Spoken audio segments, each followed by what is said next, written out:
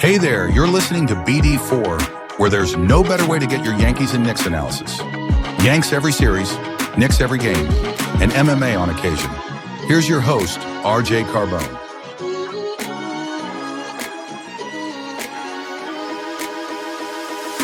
And a high drive into left center field. Stanley's going to watch another one fly. Are you kidding me? DiVincenzo a three. Bang! Bang! Knicks take a Take this chance to apologize to absolutely nobody. At the wall. See ya! See ya! See ya! Mr. Nova. Anthony for three. Bang! That one goes down and the game is tied. Rose, you shook up the world again. I did it again. But God did it, man. I really just had Gonna have to. Brunson running away. Oh my! He has been the best player to put on that uniform. Ball game over. Yankees win. The Yankees win.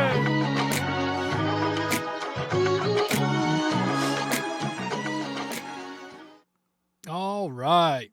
Well, the Yankees pick up a sweep. I don't remember the last time they swept a baseball team. It was that Seattle Mariners series, right? But even crazier, this team hasn't won, or coming into this series, they hadn't won consecutive series since late May.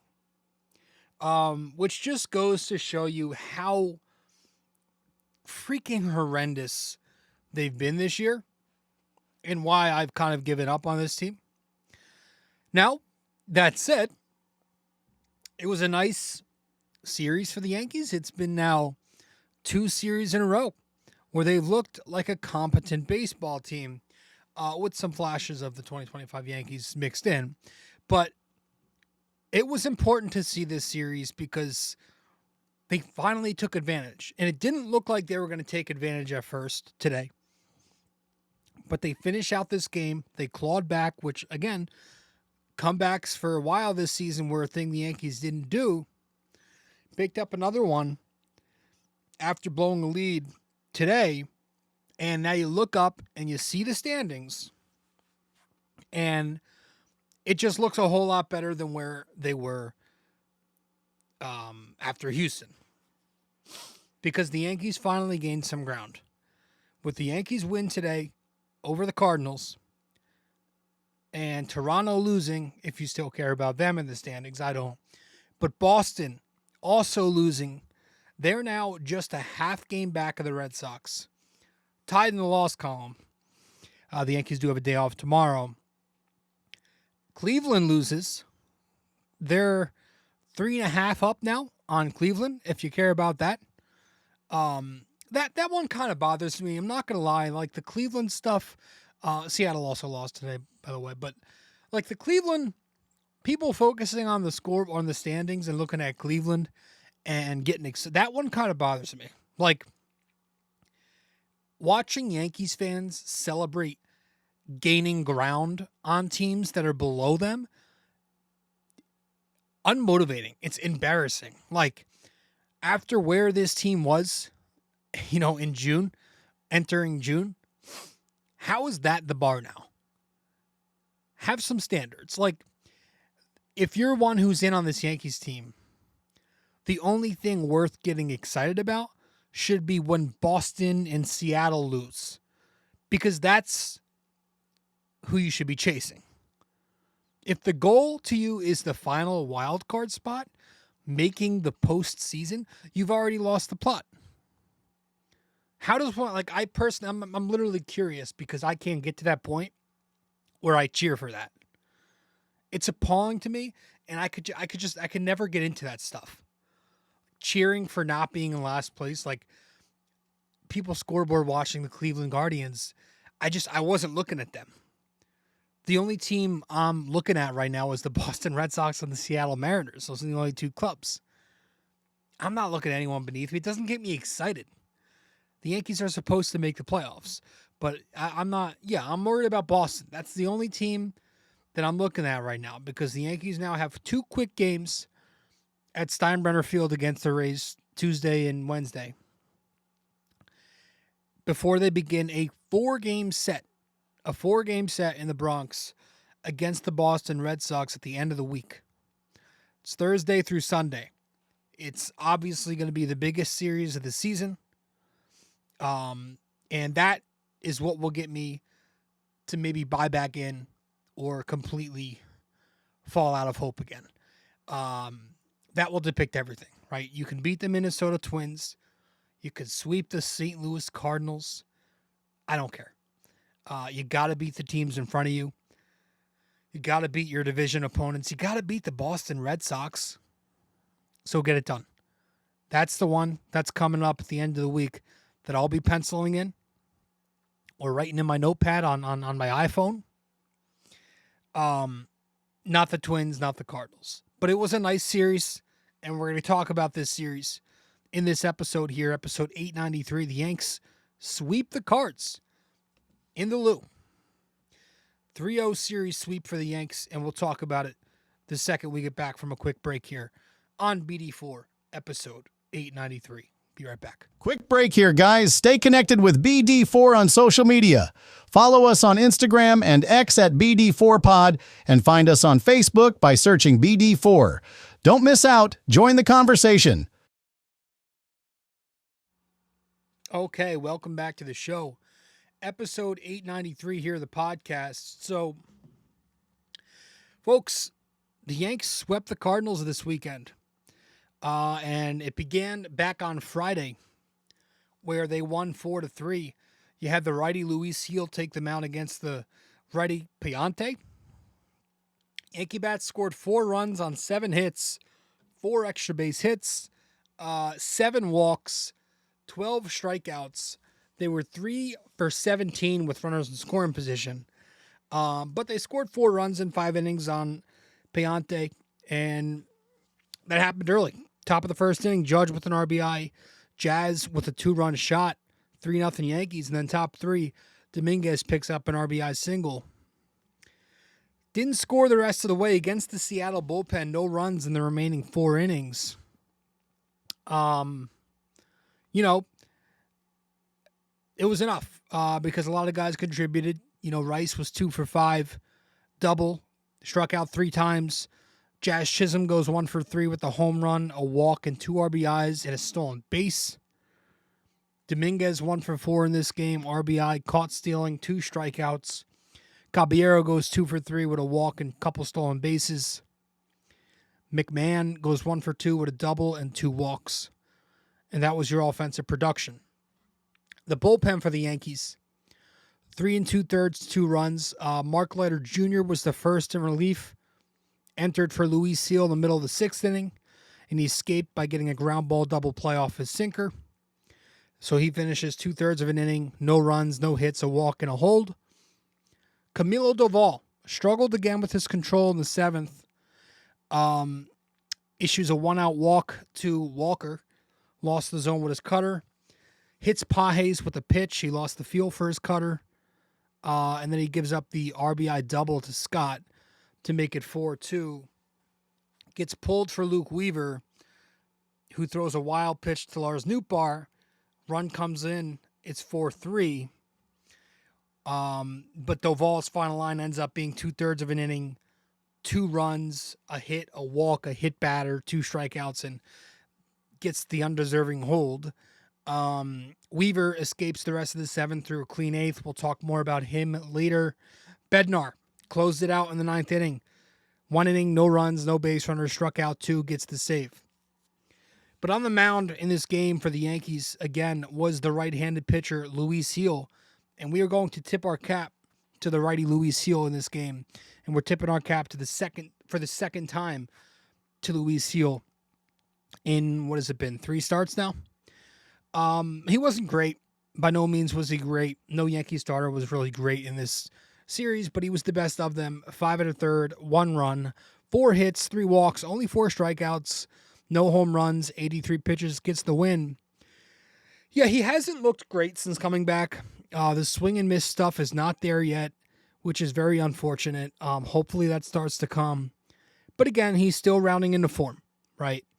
Everybody knows that when Luis Seal is right, he's avoiding contact. But I did think he mixed up his pitches well to both sides of the plate. Lefties and righties. Continues to get soft contact for now. Got a lot of weak contact with the slider, and he got some whiffs with it. Got a lot of weak contact with the changeup, and he induced a couple of ground ball double plays. But in the bottom of the 6th inning, the only blemish against his line with the Yankees up 4-0, kind of lost command with his off-speed pitches. He issues a 1-out double to Nootbaar, hangs a slider to him, and then he hangs a changeup to Wynn, who pulls an RBI double to put the Yanks, or to cut the Yankee lead to 3 runs, 4-1. That's when he was pulled for Mark Leiter Jr. And that was Luis Seal's outing. So, again, not great, but 5 1/3, 1 run is better than what Fried did and better than what Will Warren did. But we're tipping our cap to Luis Seal for the second time in 3 starts, so that's not too bad. You get to Saturday, yesterday's game. The Yankees won 12-8. The lefty Max Fried taking on the former Yankee righty Sonny Gray. The Yankees scored 12 runs on 15 hits. 3 of them were home runs. They walked 6 times, and they were 6 for 15 with runners in scoring position. 6 runs on Sonny Gray in 5 innings. Top of the 1st inning. Sonny Gray going away from his fastball, which wasn't landing. So the Yankees pounded his off-speed stuff. Judge rips an RBI double off the cutter. Dominguez with an RBI single off the curveball. 2-0 Yankees, top 3. Yanks are down 5-2 because Fried gave it back, and then some. And then Judge with a solo home run to center field to cut to cut into the deficit a little bit, 5-3. And then the Yankees take the lead in the top of the 4th inning when Ben Rice hits a huge 3-run home run to the pull side to put the Yanks up 6-5. So they did enough damage on Gray, and then they did a lot of damage on the Seattle bullpen, or the St. Louis bullpen, with 6 runs in 4 innings. Rice with a 3-run double in the top of the 6th to make it 9-5. And then top 7 with the Yankees up just 9-7 at the time. McMahon with the solo home run, top of the right field wall. Rice with an RBI single. Jazz with the sac fly to make it 12-7. And, there was your offensive production. You had guys like Grisham with big nights, 4 for 5 with a walk, picked up his 500th career hit. Of course, Ben Rice, 3 for 5, a double, a homer, a walk, 7 RBIs. I think that tied a career high. Aaron Judge, who was 2 for 3, a double, a home run, a couple of walks, 2 RBIs. Jazz Chisholm was over 3, but he was productive because he drew a walk, he picked up a sac fly RBI, and he stole a base. Dominguez, 2 for 5 RBI, a stolen base. He was also caught stealing. McMahon goes 1 for 5, a homer, RBI. That was his first home run as a Yankee. And Jose Caballero goes 2 for 5 in this, or 2 for 4 in this game with a walk and 2 stolen bases. And then lastly, Anthony Volpe, before he got the day off today, I'm assuming he got the day off because he didn't look great in this game. 0 for 5, struck out 3 times. Did play some great shortstop. Made some really nice plays in the bottom of the 5th and 8th to get runners at first base. Max Fried on the mound for the Yankees in this game. 5+ innings, 6 runs, 8 hits, 4 of them for extra bases. Walked a batter, struck out 6 through 94 pitches, and he got the win, but just not been good. Pitching to contact way too much. That's been the storyline on Max Fried during this time. He's not getting whiffs. It doesn't feel like he's getting a lot of whiffs. I need my ace to get swing and miss. Fried doesn't. He's very below average in chase rate. He's about league average in whiff rate, league average in K rate. He's got some velocity on his fastball, right? He'll throw it 95, 96, but there's not a ton of life or movement on it. he's just not been pitching like an ace. He's never showing up when the Yankees need him to show up. Like after a big losing streak, he's not there with a gem. In a big game against an AL East opponent, he's not been doing that. It's just not the characteristics that you want from a guy that you're paying to be your ace. I think Rodon's their ace, but it's just been a contact machine. His cutter got crushed in this game. Bottom of the first inning, Yanks are up 2-0, gave him a nice lead. Issues a 1-out triple to Burleson. Now, Dominguez made a horrendous play in left field. It was an unofficial E7. But right after that, he gives up an RBI single to Herrera, 105 miles an hour off the bat to cut the Yankee lead to 2-1. And then later in the inning, gets out of it, but he issues a 100-mile-an-hour line out off the bat of Walker, just getting hit hard. Bottom two, it was even worse. He gives up the leadoff walk to Gorman. Everything he threw was low and away. Gets hit. It was like a hard line out by Sagisi. I don't know the kid's name. Pages steps up to the plate, picks up a base hit on a cutter middle of the plate.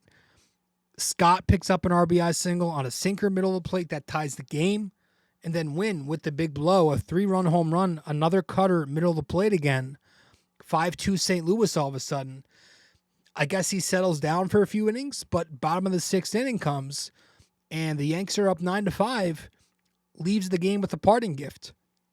Walker with a leadoff double on a cutter up in the zone. Probably should have been pulled right there. Boone keeps him out there, and he ends up issuing a 2-run home run off of a bad curveball hanging up in the zone a bit. And that makes it 9-7. He's pulled for Devin Williams right there. So Max Fried continues to really decline this season, and he's fallen off a cliff. Is it a little bit of regression to the mean? Maybe. He was never a 1.90 ERA guy. Last season he finished with a 3.25, which is right about where he is right now. But his first 17 starts, 1.92 ERA, 0.90 WHIP. His last 8 starts, a 6.80 ERA. And a 1.59 whip. That's the worst ERA of his career for any 8-game stretch. Now, again, could be a little regression to the mean. I would not be shocked if he was about to go on a run here, but I have been saying that the last couple of starts, and we just witnessed maybe his worst start in a Yankee uniform, maybe outside the Dodgers game. So he was awful, and he continues to be awful for this team. The bullpen, 4 innings, 1 run.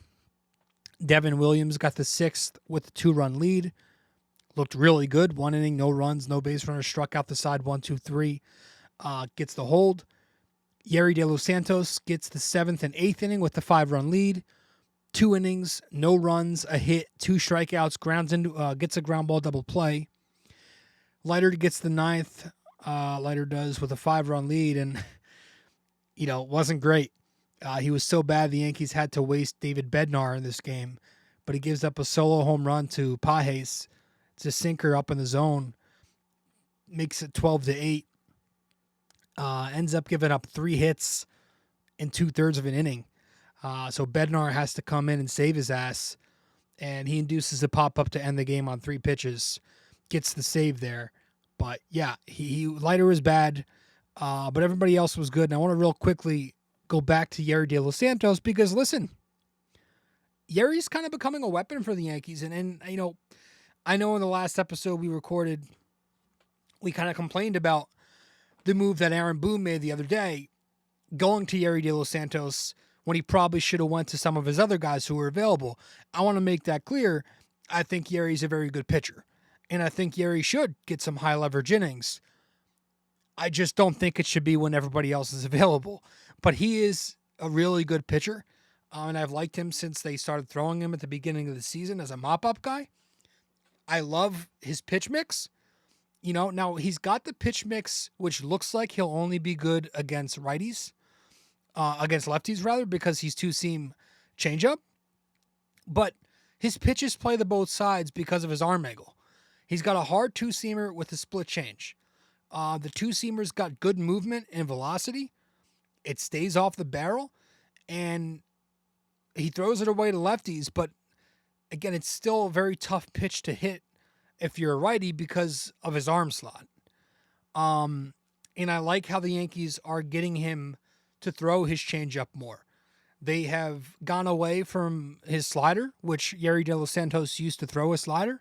The Yankees are saying, hey, let's double the use on your changeup, especially after his DL stint. He's come back throwing that changeup more, and it's a good pitch. It's got great drop, and again, it works well versus both sides, and it plays off his fastball a lot. He'll flash the four seam here and there, mostly to lefties, but it's that sinker that's been getting those ground ball outs, and the changeup that gives whiffs. But yeah, I like Yerry. Yerry's been a versatile weapon. He can go multiple innings, but he's now instilling trust in the organization, as you saw in that Twins series, where he's getting more high leverage innings and he's being put into these big spots. So, not so sure what the future is this year for him, as far as making the postseason roster. But I'm excited to see a full season of Yerry De Los Santos next year, because he will be under club control for the next 4.5 seasons. So that'll be cool. And that was from Saturday's game. So he saved the bullpen going 2 innings there. That looking back now, that was very important. And then today, Sunday, the Yankees win 8-4 over the Cardinals. The righty rookie Will Warren against the righty Miles Mikolas. This was a roller coaster of a game. There was some more kicking and throwing the ball around the diamond from the Yankees and the Cardinals. But they get off to this 3-0 lead early. Then they blew the lead later because Will Warren wasn't good. He couldn't miss bats. He was really bad in the 4th and the 5th. Camilo Doval comes in and he continues to pitch like crap. Gives up the lead with a solo bomb in the 6th. Bellinger drives a ball to deep center field to tie the game with a sac fly in the 7th inning. Yankees retake the lead in the 9th behind some awful Cardinal defense, some good hustle, good speed, and good situational ball. Caballero hustles his way to first base, forces an error, steals a base, advances to third. He's on third base with nobody out. Judge and Stanton are walked because they're just afraid of them. Bases are now loaded with 1 out. Bellinger picks up an RBI ground ball to the right side of the infield. It was ruled an E3. I don't know how. I think it'll be changed. That puts the Yankees up 6-4.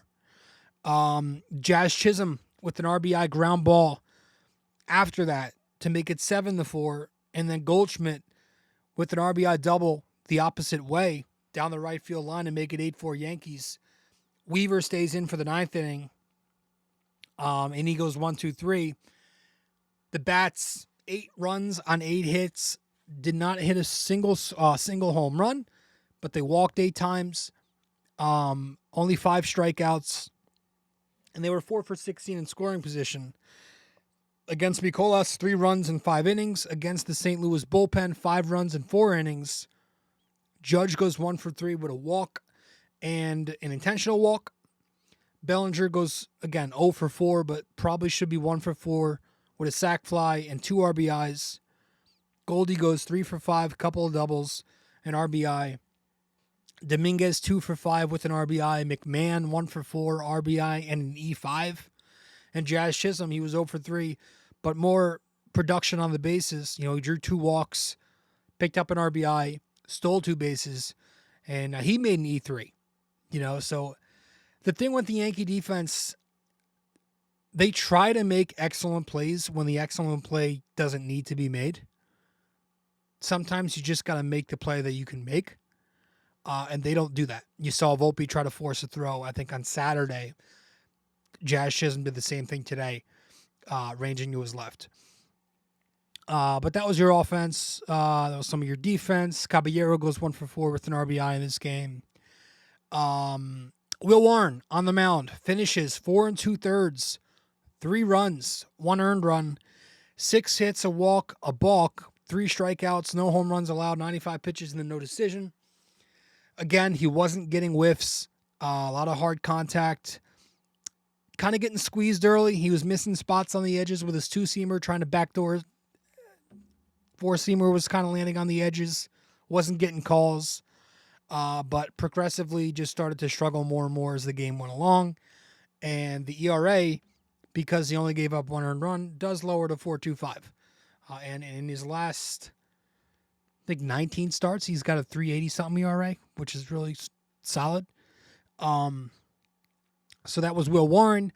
In the bullpen, 4 1/3, 1 run. Devin Williams, third of an inning, 1 strikeout, 1 walk, no runs. Doval gives up a home run, as we said, 1 strikeout. Hill, 1 inning, no runs, no base runners. And Weaver was excellent, and that's where we're going to start here. Tipping our cap to Luke Weaver for the 7th time this year. Again, you go back to Friday's game, first game of the series. He goes an inning and a third, no runs, 1 hit, 2 strikeouts, gets the hold. You know, he gets Nootbaar to strike out swinging on a changeup below the zone. And he gets, in the next inning, Gorman to strike out swinging. He goes changeup low and out, then to a fastball above the zone. Great sequencing. Today, inning and 2/3, no runs, a walk, a strikeout, gets the win. He gets the 1 strikeout he had was getting Walker to swing and miss on a fastball up over the zone.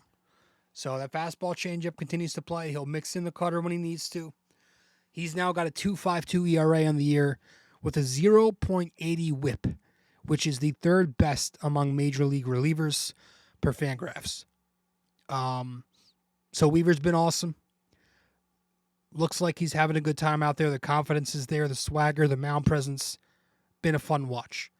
And this bullpen needs him. They need Weaver right. You know, he had a bit of a rough patch there when he returned from injury, but it's been an interesting bullpen, right? It was atrocious for most of the season. Then they got some new faces.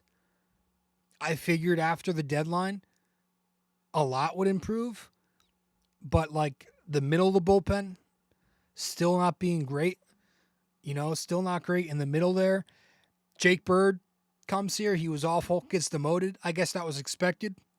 If you listen to what the Yankees were saying, he does have 4.5 years of control left too. But like, you know, Devin Williams has had some horrendous showings. Now, obviously, Boone is not helping with some of the bullpen mismanagement. Camilo Doval is still not right. He needs to start throwing strikes. He's been wild. He's been erratic. He's had some defensive blunders. I think it's there with him. He's got an all-star on his pedigree already. He's already got a couple of really good seasons under his belt. Gets a lot of saves. You know, ERA in the 3s multiple times. The stuff is insanely good. We see the cutter reach 102. We see that slider, guys swinging over the top of it a lot. He's got the stuff. He's just got to fine-tune some things. But he's been bad so far. 8 runs in, 5 innings? At the same time, the back of the bullpen, the back end has been on point. David Bednar has been fantastic as the new closer. He's got a 2.16 ERA with the Yankees, and both of those runs came in his first game here. In his last 6 games, he's not allowed an earned run. He's appeared in 7 games in total. So Bednar's been fantastic. Again, Weaver has been finding his rhythm again. No runs allowed for him since the deadline. And then some of the other bridge guys, you know, some of the other guys in middle relief have been stepping up too. Tim Hill looks pretty solid outside last Sunday against Houston. He's been pretty good. Leiter has been pretty good since coming back. I know outside the one game this series, he's pretty much been perfect. You know, he's had scoreless appearances in 5 of his 6 outings since returning. You know, I like Leiter. I think Leiter is good when his role is not being the fire extinguisher. You know, he can miss bats and he can get ground balls. Kind of falls victim to bad luck sometimes. Some of it's bad command. I think he can be in big spots. I just don't think it should be him when you've got a couple guys available, right? He shouldn't be first or second in command, which is why I think the Yankees desperately need Fernando Cruz to return. I think Fernando Cruz started his rehab. I think he began his rehab. I saw. Yes, put a graphic on the screen today. Hopefully he's back before September. It's August 18th right now, so it's past midnight. I need to go to bed. But yeah, you need Fernando Cruz's swing and miss back. You know, that slow fork ball to play off the four seam, to play off the 94. I miss that. That's just another arm who's a weapon that you could put back in that pen, and it would look a lot more dangerous than it is. But yeah, overall, I think it's nice to see more velocity in this bullpen. Nice to see more swing and miss. I still need more from the others outside of Weaver and Bednar. You know, for what it's worth, in the last 2 games of this series, the bullpen, 8 1/3, 2 runs, 5 hits, couple walks, 9 strikeouts.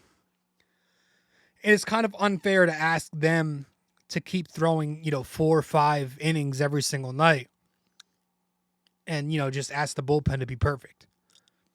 I think if Max Fried got his shit together, I think that would improve the Yankee bullpen. It would also be nice to get some more length from time to time from, I know they're not supposed to, but Warren or Schlittler or Heel. I think that helped the Yankee bullpen. But overall, on paper, the talent is now there. The upside's there. Weaver and Bednar have been lights out. Doval's got to get it together. I think Cruz comes back, and you have yourself a core of guys that you can consistently go to. Hill's your guy against lefties. There's something there in the bullpen where I'm not fully giving up on them. But that's where we are as far as the relief pitching goes. I want to talk more about the Yankee bats in the next half of the show when we return from break here. Stay with us. Want more BD4? Subscribe to our YouTube channel and never miss an episode. Hit that like button, drop a comment, and share with your fellow fans. Don't forget to ring that bell so you're always the first to know when a new video drops. Okay. Welcome back to the show. Episode 893 of the podcast. I appreciate you all tuning in. I want to tip my cap to Ben Rice. And for the 3rd time this year, we're doing that. That feels very low because Ben Rice has had a good year. But this series plays all 3 games. Starts at catcher a bunch. 417 batting average, 533 on base, 833 slug, which gave him a 1366 OPS for these 3 games. So he was 5 for 12, 3 walks, 2 doubles, a home run, 7 RBIs. Ben Rice is pure power. He hits the ball super freaking hard, drives the baseball, gets good lift on the ball, pulls it, barrels that thing, and it just produces. The kid hits into some bad luck, and he's still putting up productive numbers. So, every time he gets out, I just feel like he's lining it hard somewhere. His at-bats or his cold spells are never him being lost. It's just, I hate to say it, but a lot of the time it is tough luck when he's not going well. But he's been going well. And what I really like is the plate discipline. The plate discipline has been much better than I thought.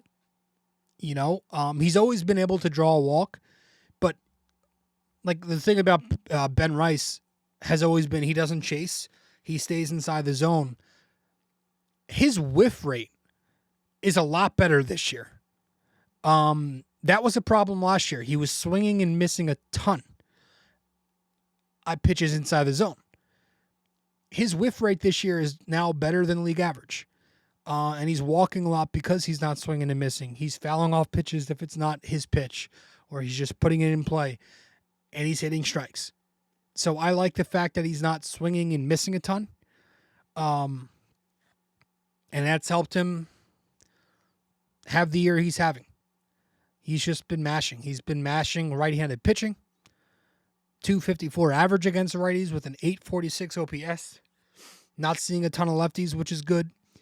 But yeah, I predicted in the preseason, I said it on podcasts, said it on my Instagram. I said Ben Rice is the guy to watch out for, man.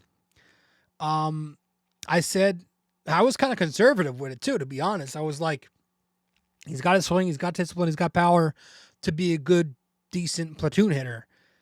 He's been more than that this year. And I recently shared on my Instagram story a snapshot of somebody messaging me and replying to a story I posted during spring training saying that I thought Ben Rice would have a good year. A buddy of mine, a follower of mine, replied to it and said, "Oh, are you nuts?" or something like that. Well, feels good to be right.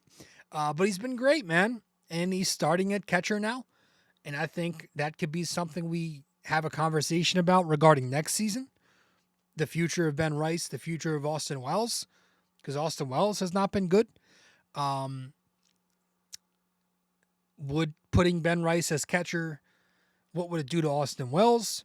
What would it do to Ben Rice's offensive production? Will it deplete his numbers a little bit because he's going to be catching full time? Like, it's an interesting convo.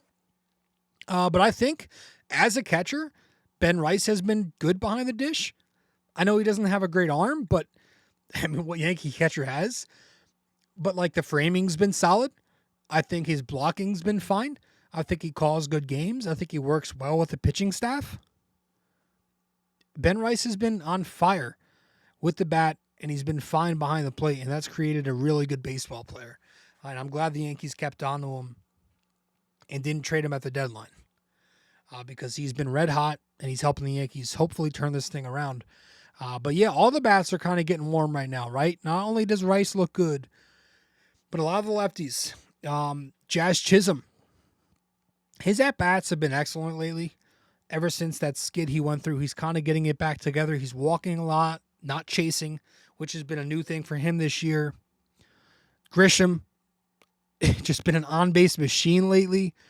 The power at leadoff, the amount of times he's been getting on base to start these games. Dominguez is picking up hits again from that left side of the plate. When Dominguez hits, it's always in bunches, right? He's a streak hitter. He's either like going through an 0 for 20 or he's got multiple games where he's getting on base. He had a nice swing on Saturday where he lifted the ball. I want to see more of that as he grows into his power. Hopefully that comes in year 2, year 3. But he's been picking up some hits again. Stanton, this is a guy who's been red hot, sits for all 3 days, and then picks up right where he left off with a pinch hit, base hit today. Or a walk, I think he walked. Judge is looking more and more like Judge again. The power is coming along. He's continuing to get on base. They're afraid of him. McMahon picked up his first Yankee home run this series. He's been hitting more lately, too. Jose Caballero, every time his name is called, he's coming in and he's making an impact on the game. I would say the only Yankee not hitting right now has been Cody Bellinger, who's been their second best player all year, so he can afford that. This lineup is clicking. And again, I need to see them go out there and handle Garrett Crochet, who they'll be facing this week, at the end of the week. So, and I get the complaints, right? I get the complaints and the elite pitching stuff, how they handle elite pitching sometimes does scare me. But there's also the other part of it where it's like, if you have social media, you see this all the time.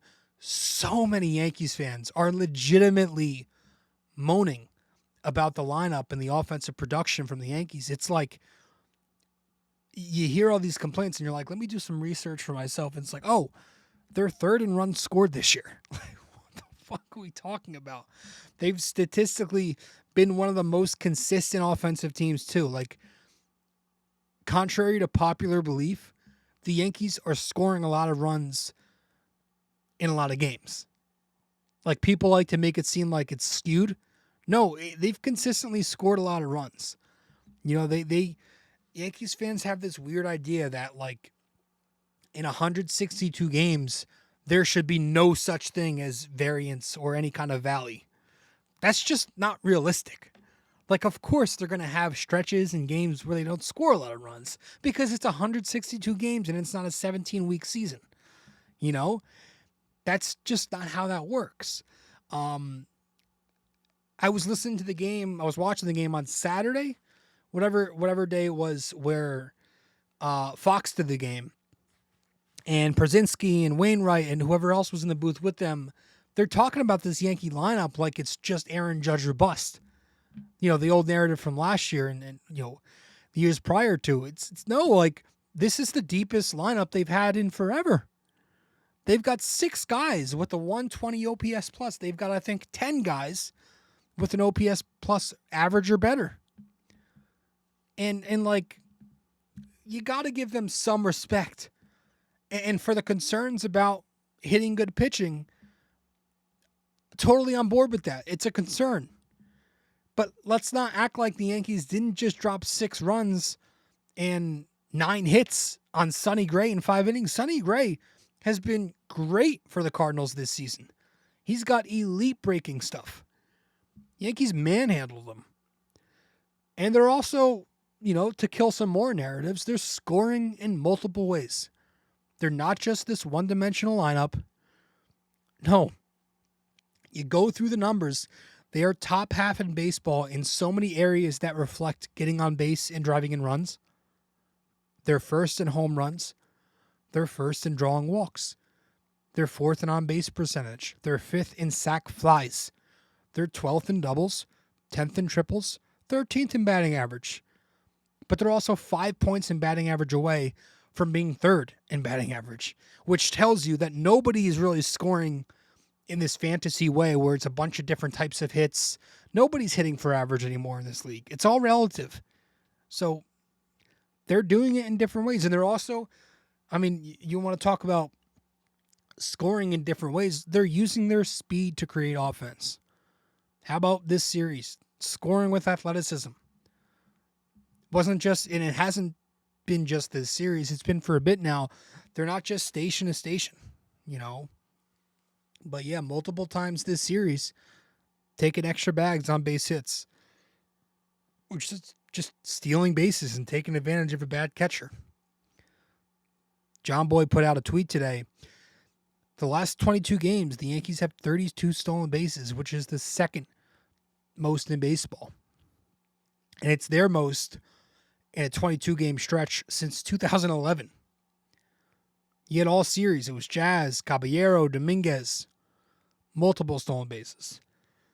So the Yankees are using their athleticism, creating offensive opportunities by getting into scoring position, just simply with your legs.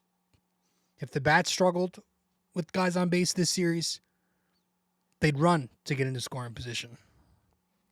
Forcing the defense to make a play, to play the game, which increases the chance of mistake, as you saw with Caballero, right? Caballero got on base 8 times this series, created a ton of opportunities. The 9th inning today, what he did was awesome. So, yes, the Yankees may be dumb as bricks on the bases sometimes. A lot of the time, they're dumb fundamentally, right? But don't mistake that for not having athleticism. There is athleticism on this team. Jazz Chisholm, Jason Dominguez, Jose Caballero, Anthony Volpe, Cody Bellinger. There's athleticism here. But yeah, that's why I hate when people say it's just home run or bust. No, they use their speed very often to create runs. And you saw that this series. What the Yankees struggle with is how you want to see them. Let me rephrase that. The Yankees struggle with their defense. How do teams beat them? They put the ball in play and make the Yankees make plays. The Yankees also do that to other teams, which is a positive. That's what you want to see from their offense. It's the St. Louis Cardinals, folks. What you're looking at right now is a team that's in 4th place in their division. Not a good team, not a good playoff team, not a playoff team. The Yankees need to do it against the teams that we need to see them do it against. That made no sense. The Yankees need to do it against the Boston Red Sox this week. That's what I'm basically saying. But they're not there yet. They've got a day off tomorrow, and then they go to Steinbrenner for a couple of games against the Rays. Again, Tuesday, Wednesday. It'd be nice to take that series 1-2, 2-game sweep. We'll see. But obviously, this is a preparation for a much larger series coming up at the end of the week. But nice series for the Yankees. Good to see this happen. We're going to wrap it up when we get back here from our final break. Stay with us. Be back in just a minute. Love BD4, but don't have the time to sit down and watch? Don't forget to subscribe on Apple Podcasts and Spotify so you never miss an episode. And if you're enjoying the show, leave us a 5-star rating and a quick review. It helps us grow and keeps the conversation going. Want everything BD4 in one place? Head to our website at bd4blog.com. You'll find links to every podcast platform, social media, and even our blog, where we dive deeper into all things BD4. Check it out now and stay connected. Okay, welcome back to the show. Episode 893 of the podcast. We are going to wrap this one up now by getting to our trivia question. Let's do that right now.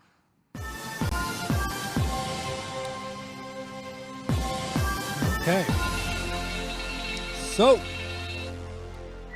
for this episode, our trivia question of the day, in episode 893 of BD4 here.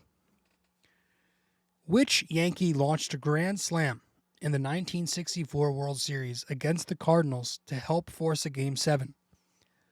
Which Yankee launched a grand slam in the 1964 World Series against the Cardinals to help force a Game 7? Let me know the answer. Where you can reach me if you get the answer correct, I'll give you a shout out in the next episode in front of all 2 of our listeners. But I do appreciate those who did tune in for real. Thank you as always, and I'll see you in the next episode. Hopefully talking about a sweep and going into that Boston series hot. We'll see. Later. Well, if you made it this far, that means you listened to or watched the entire episode. Thank you.